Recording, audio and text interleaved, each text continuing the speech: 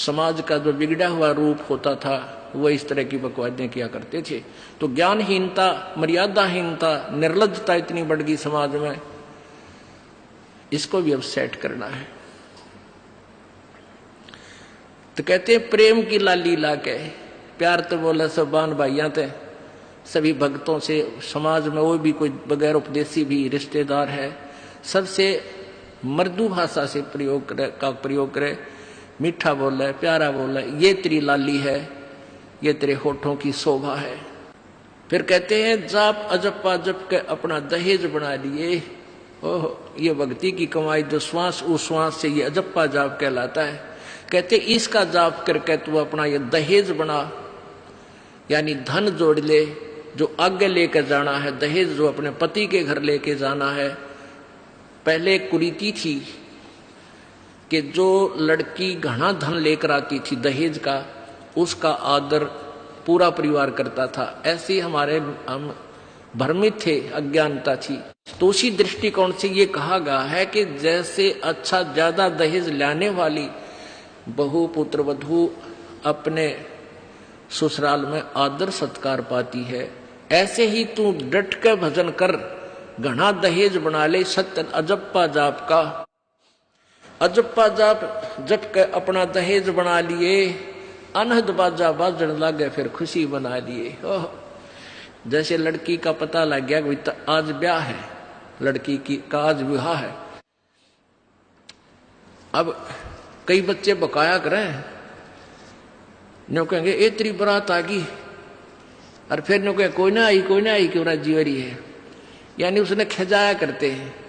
तो फिर वो लड़की सोच लेती है बांधन दे दे, भौंके जाएंगे। तो कहते हैं जब वो बाजा बाजन लाग जा, तब सोच लिए बात लवा लाग ली, कई आगी बरात।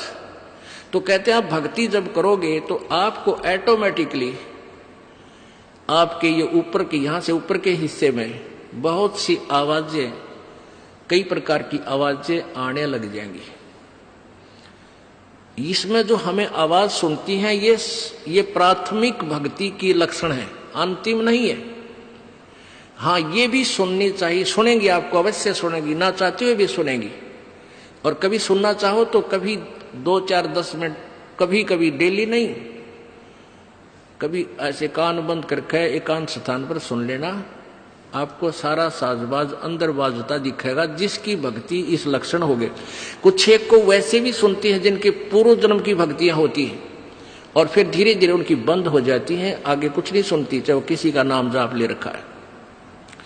तो वो तो ऐसा सुनना, ये देखना तो ऐसा है जैसे आपने बैंक में कमाई करी की और बैंक में पैसे जमा करा दिए, और उस बैंक की कॉपी ने कभी देखना चाहो तो खोल के देख लो। और ये दूसरे जो पंथ बतावे हैं, ये साधना इनकी नाम गलत हैं, और कहते हैं ध्यान लगाओ, मेडिटेशन करो, कान बंद करके, आंख बंद करके, अंदर आवाज सुनो, शब्द सुनो। ये कोई फायदा नहीं। अब जैसे धंधा करता नहीं, और बैंक में जब पूर्व जन्म की पहले की जो डिपॉजिट है 20-30 हजार, उसने रोज देखे जाने, कहा 20,000 है, और 20,000 में काम तो ना चले, फिर वो निकलवाने भी उसी में तो पड़ेंगे, वो एक दिन जीरो हो जाएंगे। वो तो जैसे आपको ये आभास होंगे किसी भी वस्तु का, जैसे हम हमारी आंखों, आपकी जो भक्ति करते हैं उनकी आंखों के सामने बहुत सी चीजें ऐसे चलती दिखाई देंगी। कभी तो ऐसा आभास होगा जैसे कोई मक्खी आ गई, कोई मच्छर जा रहा है, या कोई ऐसी कोई लाइन सी दिखाई देती है। तो ये आपकी भक्ति की कमाई है, प्रतिफल आपको दिख रहा है। और कई एकादा क्या करे हमारे भक्त, एक बहन भगत भाई आया ने बोला जी मैंने तो आंख दिखा ली, मेरी तो आंखों में डिफेक्ट हो गया। वहां क्या हो गया कि आगे बिरानी काला काला दिखे जा, नो देखूं जब भी दिखा, मन तक कई बार डर भी लग जाता है। और डॉक्टर का इसका ऑपरेशन करेंगे, रमा भले आदमी क्यों आंख पड़वावे, ये तेरी भक्ति की कमाई दिखाई दे रही है, तेरी जो बैंक में जमा कराए हैं वो कॉपी में दिखे तेरे को। ये तो भगवान आत्मा ने दिखेंगे बेटा, जिनकी कमाई शुरुआत हो चुकी है। जेता अंजन आंजिए चश्मों में दिखंत, न बोला सचमुच में, कहा सचमुच, फिर खुश हो गया रे तेरा गजब भैया। तो ये जो सामने दिखाई देते घबराना नहीं। बहुत से भ्रमित हो जाते हैं क्योंकि बार बार ये दास नहीं बता पाता आपको, तो प्रत्येक सत्संग में आओगे तो कभी ना कभी हर पहलू पर विचार विमर्श दिया जाता है। तो घबराना नहीं है, ये आपकी आंखों के सामने कोई वस्तु दिखाई देगी, वो आप ही बताओगे, दास बताओगा तो तुम झूठ भी बोल दोगे। तो वो आपकी जितनी कमाई है वो अपने आप बढ़ती जा रही है, उसका लेवल बता रहा है। तो ऐसे अंदर आवाजें आएंगी, कई प्रकार की आएंगी, और उनमें से एक न्यारी आवाज आएगी, एक मुरली की आवाज आएगी। और वो मुरली, वो आवाज जो है, जो इसमें पिंड में जो आएगी, वो यहीं तक की है, ये महास्वर्ग तक की है। और जो वास्तविक धुन, वास्तविक जो आवाज है, वो इस अंड और पिंड से पार है, वो सतलोक में है। वो वहां जाकर आपको वो बात बाहर सुनाई देगी। यानी इस शरीर से एक जब आत्मा भक्ति से परिपूर्ण हो जाती है तो इस शरीर से बाहर भी हो जाती है। तो उसको सुनने के लिए ऐसी स्थिति आ जाएगी अपने आप, जैसे आपका शरीर यहां बाहर खड़े हो गए, और फिर वो आवाज आपको उस सूक्ष्म शरीर के माध्यम से सीधा कनेक्शन उस सतलोक से हो जाता है। वो परले पार वाली मुरली आवाज, वो धुन, वो झनकार अलग से सुनाई देती है। फिर सेकंड के बाद आप उसी शरीर में होते, आपको पता भी नहीं कि मैं बाहर गया या अंदर ही था। वो बहुत बाद में जाके बहुत लेटेस्ट स्टेज पे ऐसा होगा। पर ऐसा हो या ना हो, आप जैसे दास बताओ, ये खुराक खाते रहो, रोग कटेगा, ये साधना करते रहो। तो क्या बताया है, जाप अजप्पा जप के अपना दहेज बना लिए, और ये अनहद बाजा बाजन लागे, फिर खुशी मना लिए। फिर मान लिए खान तेरी भक्ति चल पड़ी, निकट लागली बात आगे लेने, और यानी बरात आगी। आवे बिरहा कबीर लेने, खुश होकर चालिए, और प्रेम की बारिश होने लागे, फिर मलमल ढालिए। जैसे आपने कल सुना था, बिना प्रेम पावे नहीं चे करोड़ समाधि ला। होय होय, जैसे सूरज के आगे बदरा ऐसे कर्म छयारे, प्रेम की पवन करे चित मंजन झलके तेज नयारे। प्रेम की पवन, परमात्मा के प्रति इतना प्यार उमड़ उमड़ का आपके हृदय में रह के, जरा सी बात मालिक की चले आंखें भरे आऊं आपकी, कुछ दिन में ऐसी स्थिति आ जाएगी। तो ये प्रेम की पवन चलेगी। जैसे सूरज के आगे बादल होते हैं तो सूर्य का प्रकाश निष्क्रिय हो जाता है, और जब हवा तेज चलती है बादलों को इधर उधर फेंक देती है तो सूर्य का प्रकाश जो का तो सामने चमक रहा होता है। ऐसे परमात्मा और अपने बीच में, आत्मा के बीच में पाप कर्मों का गरावा यानी बादल छाया हुआ है। इस प्रेम की यानी सब भक्ति जो क्रिया आपकी होंगी, दान करता आदमी को इतनी खुशी होती है उस दिन कोई ठिकाना नहीं। और 10 रुपये चोरी कर ले, आत्मा खुश नहीं हो सकती, चाहे 20 लाख चोरी कर ले। और 10 रुपये, 20 रुपये, 1000 रुपये, 2000 रुपये आप दान करने की चेष्टा करते हो, पहले उमंग भर लेती है, और दान करे पाछो तो न्यारी खुशी होती है। तो ये तो क्या बताते हैं, ऐसे जो सब क्रियाएं आपसे कराई जा रही हैं, इनका उद्देश्य है कि आप में इतनी विनम्रता, इतना प्योर हार्टेड हो जाओ आप कि मालिक के प्रति जरा सी भी चर्चा चले आँखों में पानी आने लग जा, गदगद हो जा। कहते हैं प्रेम की पवन करे चित मंजन, फिर झलके तेज नयारे। तो यहाँ क्या बताया कि प्रेम की बारिश होने लगे, फिर मलमल नहा लिए। यानी ये लक्षण बता रहे हैं, एक भक्त में रह रहकर ऐसे लक्षण आ जाएंगे। एक बुढ़ा आवे मेरे पास, नाम ले रखा उन्हें साल भर से। वो कहता है जी मैं नाम जपन लागू, मैं रोने लग जाऊं, मेरा रोना बंद कर दिया। राम तो रोना शुरू करवावा तो बंद करवाना आवे, ये तेरे भाग जाग रे भले आदमी। नो कहना शर्म आवे, लोग नो कहीं अच्छा आदमी नाम लेने लगे तो माई लोग की सुनेगा तुम्हारी सुनेगा, नो बता। तो इसे ओपन कर्मी प्राणी है, बुढ़ा आदमी 65 साल का होगा, भगवान का नाम मिल गया, पिछले संस्कार से ही होता सारा कुछ। और ईब नो कह नाम लेने लग मैं तो रोने लग जाऊं। अरे तेरा जी भी भगवान ये सब ने जैसा रोना हमारे भक्ता ने, आँखें में पानी आवे, मालिक की चर्चा हो, ना द्वेष हो, ना राग उठे, ना कोई चोरी करने जी करे, ना कोई जारी करने जी करे, ना बुराई मन में आवे। ये ऐसा जो धुन लग जा। फिर कहते हैं सार शब्द का सुरमा गा लिए जब पति न भावे। सार शब्द यानी जो असली मंत्र आपको दिया जाएगा वो सुरमे जैसा होगा, वो एक न्यारी आपकी जो है ना पहचान बनेगी, उस पर न्यारी जो है ना अलग से आपकी एक और सुंदरता बनेगी, यानी परमात्मा को आप और उस मंत्र सहित और अच्छे लगोगे जिनके पास ये तीनों मंत्र होंगे। कहने का भाव ये, आदिन्नी की मांग बरा ले तो चलिए नाड़ झुका के, विनम्रता अभिमान खत्म हो, विनम्रता आवे और सबके साथ प्यार से बोले, आकड़ नहीं पाड़े, ये लक्षण हो जाने चाहिए आपके अंदर। आदिन्नी की मांग बरा ले, ये जो मांग आप सिंदूर डालते हैं ये आदिन्नी तेरी मांग है, और चलिए नाड़ झुका के यानी नम्रता से रहना, नाड़ झुका के चलना, नम्रता से पेश आना। और संत समागम बरात तेरी तन ले जावेगा ब्याह के। अब ये सत्संग रूपी बारात है, आत्मा को यहीं से श्रृंगारा जाता है, यहीं से इसको तैयार किया जाता है, ज्ञान सुनाया जाता है। तो ये परमात्मा सत्संग में आने वाली आत्मा ही परमात्मा के पास जाएगी, यानी ये बरात वाले ही, बरात ही समझो उस मालिक की है।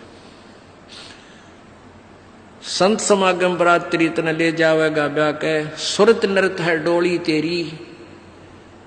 सुरत और नृत ये आत्मा इनके साथ चलेगी, और बैठ सुन शिखर में जाकर यानी सतलोक में जाकर बैठ जा। और मकर तार का खेल कांगना अलल ध्यान दचा के।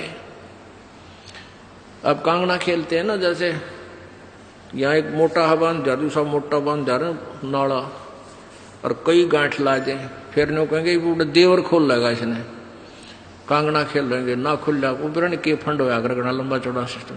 तो परमात्मा कहते हैं अब मकर तार का खेल कांगना, छूट ना जाते हैं, छूट गया वो हार जाएगा।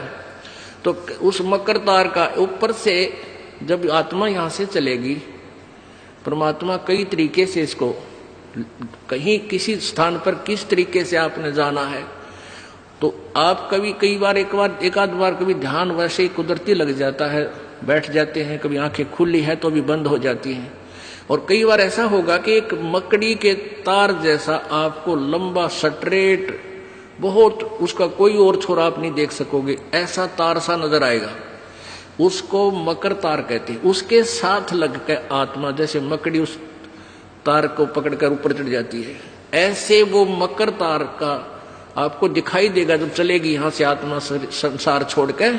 तो एक मकर तार का मार्ग आपको मिलेगा, उसके साथ चलना, उसको छोड़ना नहीं, तो उधर नहीं जाना, नहीं तो मार खा जाएगी। तो ऐसे ही वो कांगड़ा खेलते हैं, जब दोनों और दाव लगा देते हैं, तू खोल गया तो तू हार गया, हारगी। तो ऐसे अपने अपनी जबरदस्ती से उसको पकड़ लेना है उस मकर तार के, उस मकर तार को। मकर तार माने मकड़ी का तार। ऐसा एक रास्ते में आपको एक गाइडलाइन होगी कि इसके साथ साथ चल, भ्रमित ना होना। सतलोक जाने के लिए वो कुछ समय कुछ स्थान तक मकर तार है, उसके बाद फिर परमात्मा का अलग से मार्ग है। सुरत नृत्य है डोली तेरी, बैठ सुन शिखर में जाके, मकर तार का खेल कांगना अल्लल ध्यान दचा के। ओए होए, एक एक वाणी का आधा हिस्सा भी इतना जबरदस्त भर रखा भगवान ने।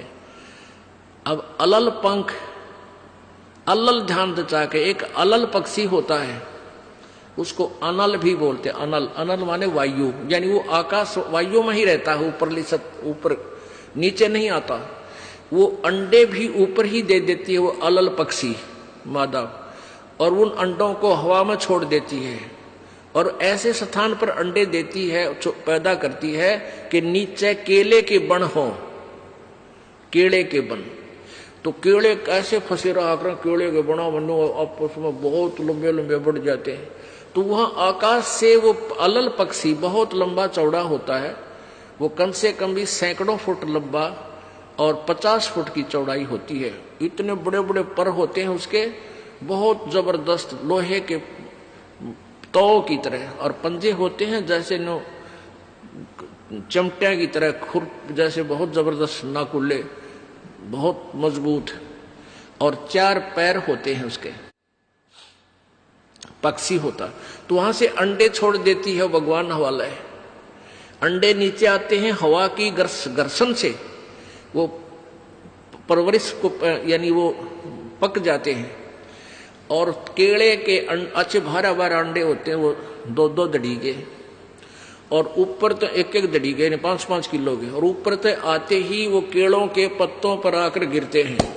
उन केलों को तोड़ते हुए सपीटते नीचे आते हैं।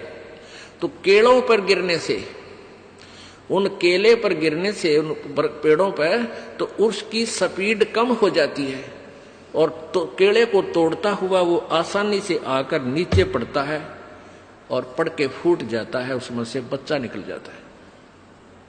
वो बच्चा वहां फिर उस वन में घूमता है, फिरता है, चारा चरता है, और फिर कुछ दिनों में वो उड़ने लग जाता है, यानी परिपक्व हो जाता है, वो प्रफुल्लित हो जाता है, और वो उड़ उड़ कर देखता है, काफी दूर तक उड़ता है, फिर वापस आ जाता है, 1-2 साल तक वही रहता उस वन में। उन पक्षियों के साथ भी घूमता, अपने मित्रों के साथ जो दूसरे पक्षी होते हैं, अन्य जीव जंतुओं के साथ भी घूमता है, लेकिन उनमें उसकी मित्रता नहीं रहती है, क्योंकि उसको पता होता है कि मेरे माता पिता ऊपर हैं, यहां नहीं है। पुण्यात्मा, ये बहुत ही उत्तम ज्ञान है और छुपा हुआ ज्ञान था, ये तत्व ज्ञान है। इसको समझाने के लिए बहुत से उदाहरण आपके समक्ष पेश करने पड़ते हैं, ताकि आत्मा अपने परमात्मा की तरफ आकर्षित हो जाए। आपने कैसे रहना इस संसार में, ये अलल पंखी के अलल पक्षी के बच्चों की तरह। अब वो यहाँ आए, यहाँ आसपास उस वन में पक्षी पशुओं के साथ रह रहे हैं, लेकिन उन एक पल भी वहां जाने को नहीं बोलते कि एक बार हम उड़न जोगे हो जावा, उसी दिन भाग जावांगे यहां से। हम जवान हो जावें तो उसी समय चल पड़ेंगे। तो जब वो युवा हो जाते हैं और खूब उड़ने योग्य हो जाते हैं, तो चलते समय कहते हैं 5 हाथियों को वो पक्षी, अलल पक्षी ऐसे लटक, क्योंकि उन केड़ों के वन में हाथी के भी झुंड के झुंड होते हैं, वहां होते थे पहले समय में, तब बने ना रहे, तो वहां झुंड के झुंड हाथी होते हैं, नो एक दूसरे के सट कर चला कर, सैकड़ों की संख्या में, कई झुंड। तो वो अलल पक्षी उनके ऊपर झपट्टा मारता है, और उसके इतने तेज वो होते हैं 1.5 फुट के पंजे, और उनको ऐसे फंसा लेता है चारों हाथियों को, 4 हाथियों में, 5 और 5वें ने नोक मुंह के साथ। कहते 5 हाथियों को उठाकर वो अलल पक्षी आकाश में चला जाता अपने माता पिता के पास, और फिर उनका आहार लेकर जाता है, वो आहार उनसे करते हैं। तो अब आप यहाँ आए हो अलल पक्षी की तरह ध्यान रहे। एक पल भी वो पक्षी का बच्चा अपने माता पिता को नहीं बोलता कि मैं यहाँ का नहीं हूं, मेरे तो ऊपर है माता पिता, और जब मैं यहाँ से जब जाने जोगा हो जाऊंगा 1 मिनट में चल पड़ूंगा। तो आप उस अलल पक्षी के बच्चे की तरह यहाँ अब तैयार हो, अच्छी खुराक खाओ राम नाम की, और मजबूत हो जाओ, और चलते समय इस राम नाम की कमाई लेकर ऊपर चलेंगे। अब कहते हैं अलल ध्यान जचा के वो पक्षी का बच्चा एक पल भी वो यहां रह ही नहीं सकता। उसको ये पता होता है, कॉमन सेंस होती है कुदरती, कि मेरे माता पिता वहां है, जिस दिन मैं यहां से जाने योग्य हो जाऊंगा एक पल नहीं रहूं यहां पर। तो ऐसे आपने ये हर दिन उस सतलोक में जाने का अलल पक्षी की तरह यू ध्यान लगा कर वो जचा कर रखनी है, इसको भूल नहीं पड़ने देना। मकर तार का खेल कांगना अलल ध्यान जचा के, और बैठ विश्वास सेज बिछा के, जो शब्द छैल आवे है। पुण्यात्मा कहे कबीर सुनो भी साधो, मैं तो हूं विश्वास में। जो क्रिया जो साधना आपको बताई जाती है, वो साधना वो है जो सब सदग्रंथों में प्रमाणित है, और वो है जिन महापुरुषों ने परमात्मा पाया, उन्होंने भी यही क्रियाएं की। तो आप एक विश्वास रूपी सेज पर, जैसे दुल्हन होती है अपने पति के इंतजार में वो बैठ जाती है, तो ऐसे ही कहते तू अपना विश्वास रूपी सेज बिछा के इंतजार कर उस परम पिता के आने की। विश्वास तेरी सेज है, यानी तेरा विश्वास है तो मालिक आवेगा, और विश्वास नहीं है तू ही वहां से चला गया कि तो फिर पति कहां मिलेगा। कहने का भाव ये है कि डगमग नहीं होना है, अपना विश्वास दृढ़